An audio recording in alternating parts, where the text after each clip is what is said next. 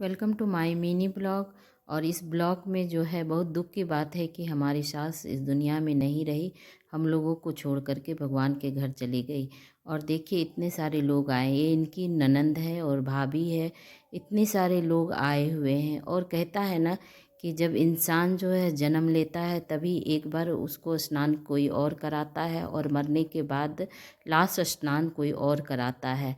और क्या कर सकते हैं, विधि का विधान है, इंसान को जाना ही इस दुनिया से है।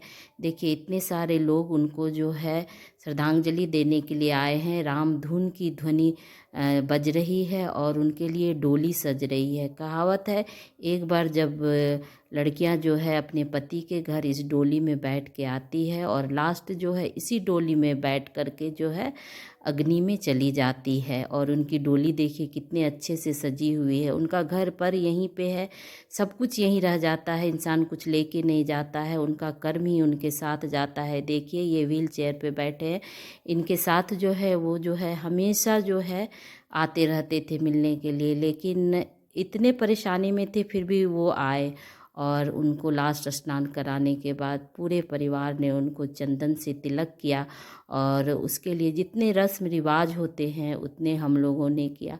पर कुर्सी पर बिठा करके हम लोग वेट कर रहे थे उनकी बेटी। बेटी तो बहुत ही ये होती है, पर कहना ही कुछ और है, उनको आने में थोड़ी लेट हो गई है।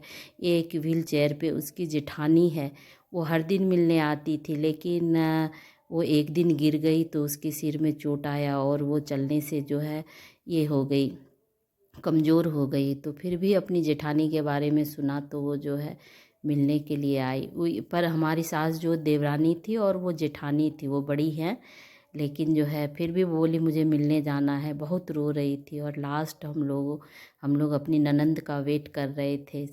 और ठंडी का मौसम था और दिन जो है सूरज ढल रही थी और सूरज अस्त होने से पहले ही उनको जो है उनके मुखाग्नि देना था।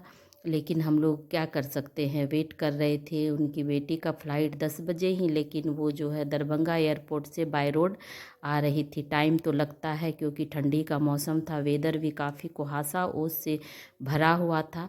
और ये देखिए सभी लोग मिल कर के हम लोग वेट कर रहे हैं उनकी बेटी का। पर बेटी आने आने के बाद क्या होता है वो तो आप लोग शायद देखेंगे, क्योंकि बेटी तो बेटी होती है। और हम लोग सभी लोग बैठ कर के, क्योंकि एक बार डोली पे देने के बाद जो है उनको जो है श्रद्धाक्रम के लिए उनको लेकर के चले जाते हैं, इसलिए इतनी देर तक हम लोगों ने बिठाकर उसका उनकी बेटी का इंतज़ार किया। और लास्ट उनकी बेटी जब आती है तो शायद ये देखिए उनको पकड़ कर लेके शायद एकदम छाती फट जाता है जब बेटी अपनी माँ को इस स्थिति में देखती है ना।